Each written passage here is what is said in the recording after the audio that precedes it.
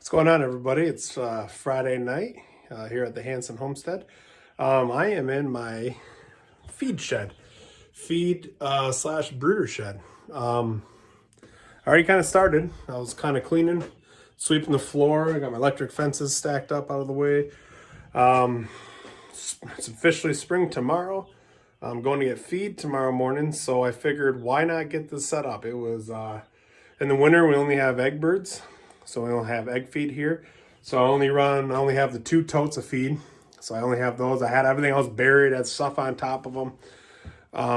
With me getting meat bird feed tomorrow for our meat ducks that are coming next week, I figured it's time to get all the bins organized where they belong, labeled, and the floor swept out real good from all the winter, because we used to keep our straw and hay in here, and I took all the straw and hay out when I put the brooder in. So I thought it'd be a good time to get it clean for tomorrow.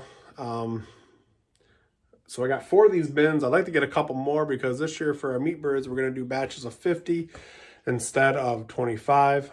So that's going to be 1,000 pounds of feed per batch versus the 500. And then these yellow and black totes, you can fit 250 pounds pretty easy in each one. Maybe a little bit more. You can't move them once they're full. They're where they're going to be until they're empty. But you know, they work for what we got going on. So what I was thinking, I was going to set you up on a little time lapse and kind of get a view of me cleaning this and organizing it, I guess. Be kind of a little different. All right, we'll see you on the other side of the video.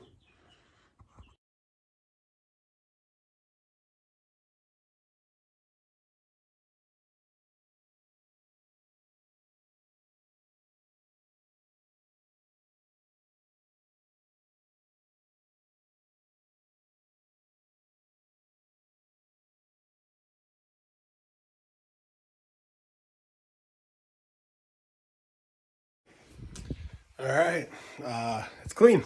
There it is, it's clean. Bins are ready to go, floor is swept, all the feeders are there, nets and cooling buckets are there, a couple rabbit bucket feeds cleared over there. Chicks are hanging out in the brooder. Let's see if we can get over top of them. There we go.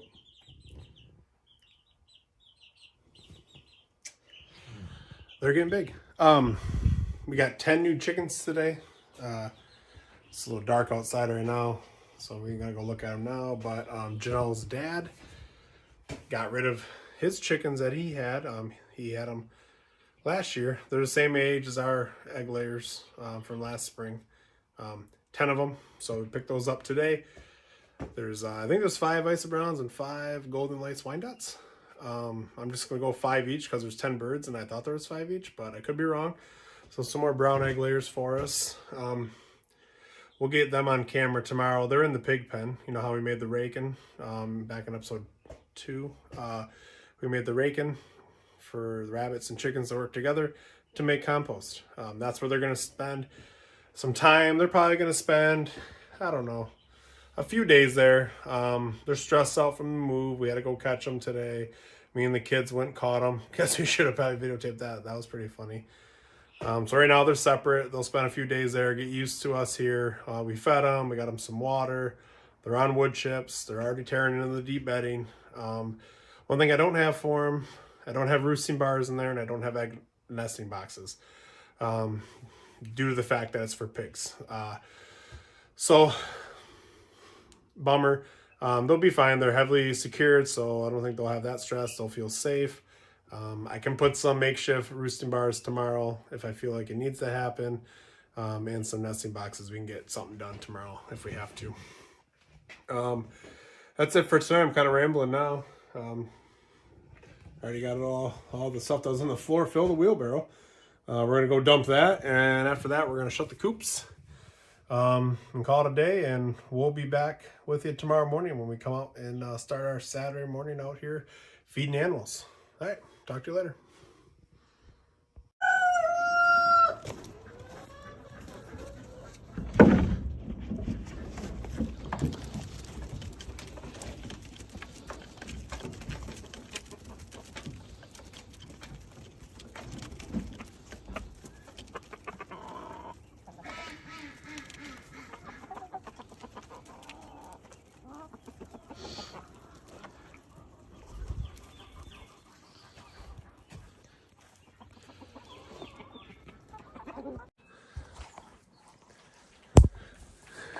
Morning, everybody. I'm already out here doing chores, and just wanted to show you the 10 new chickens we got from Janelle's dad, Steve, yesterday.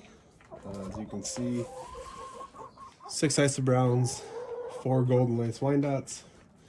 We're gonna again keep them in this separate pen for a few days till they get used to me, the new home.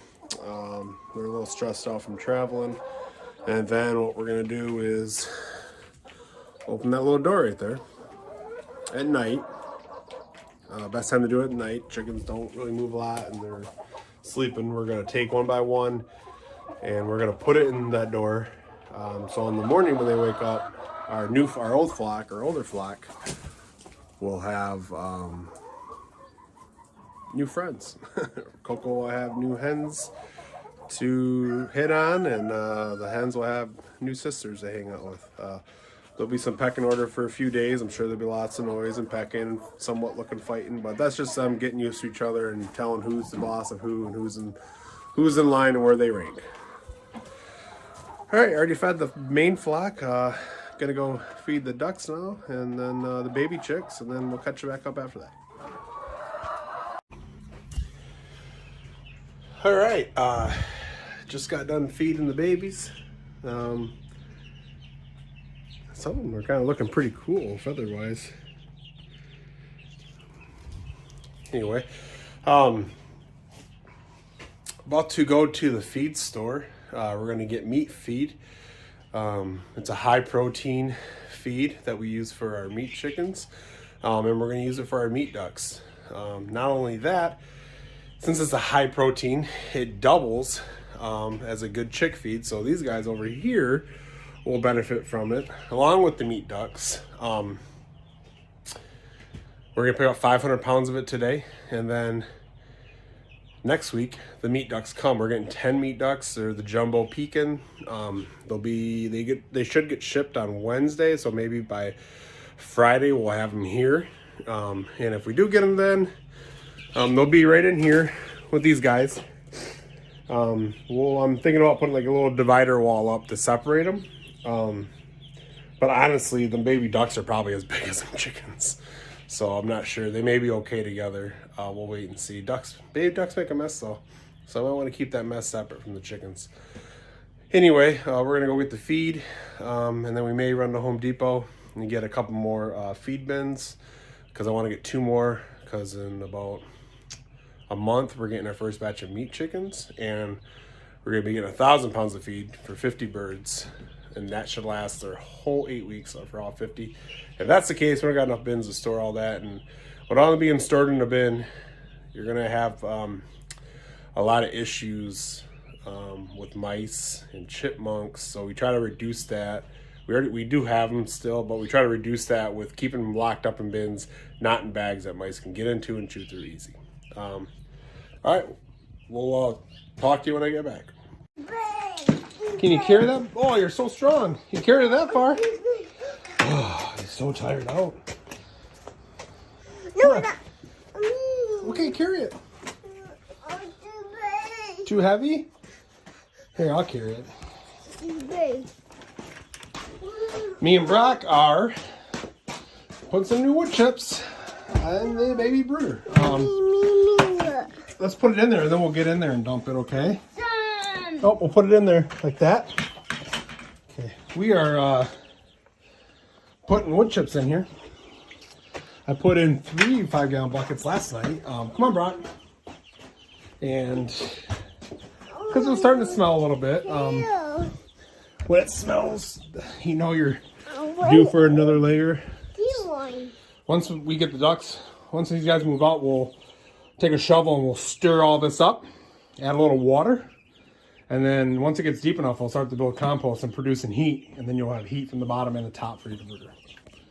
All right, we're gonna get the dumping these out and spread it out. Say bye. Bye. Yeah. Let's spread it out and give them new bedding to play with.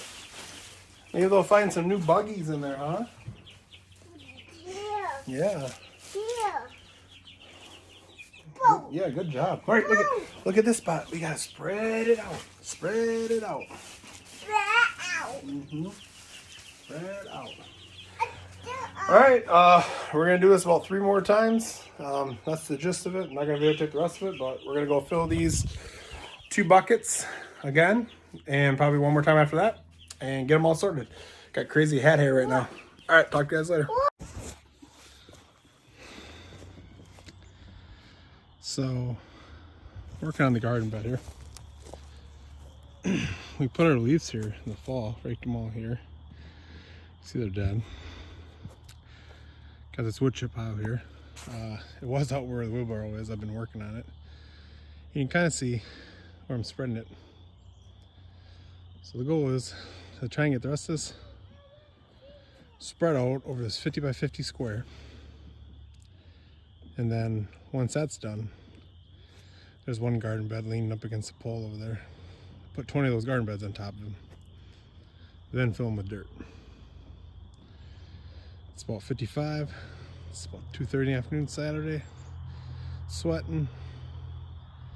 Hoping Janelle and the kids get home soon so the boys can help me move the rest of this, because I've about had it for the day with wood chips. Brock's been playing with toys the whole time. So, all right. Hey everybody, it's Sunday. We started this video for the weekend on Friday. We did a little shooting of some of the work we did yesterday and Saturday, and today's Sunday. Today, the goal is to get 29 garden beds built. We already have 1 built out there.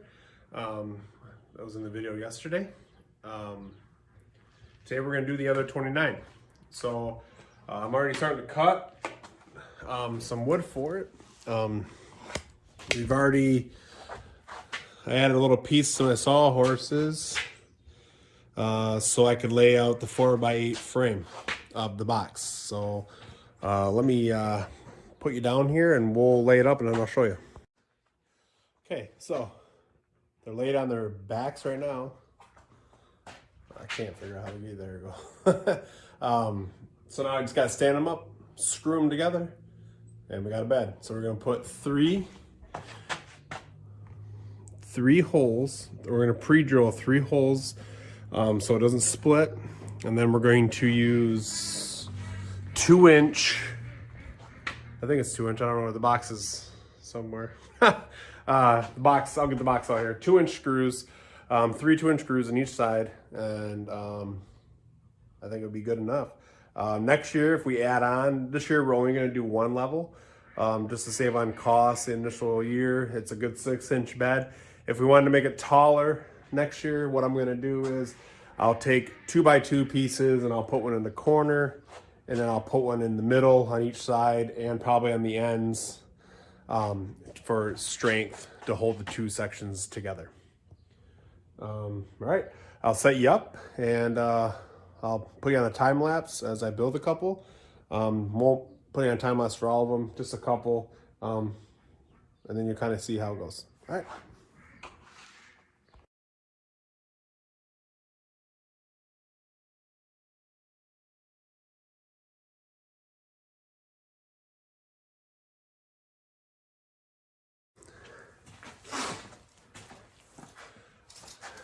Okay, so that's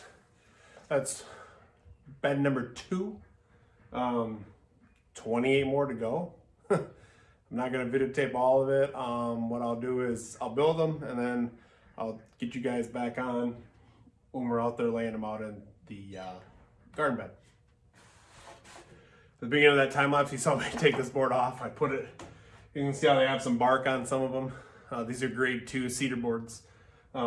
So I want the bark on the inside so it looks a little bit nicer when you see the bed, because once you get this full of dirt, you won't see that bark look to it. So they're not the prettiest boards in the world, but being a little picky and strategically picking boards, you may have a few ugly ones here and there, but the most part, they're pretty nice looking on at least one side. All right.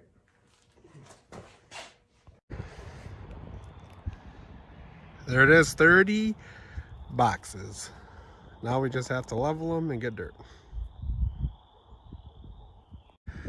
All right, there it is. We got 30 garden beds installed, leveled. Walkways are measured out. Now all we need is dirt and crops.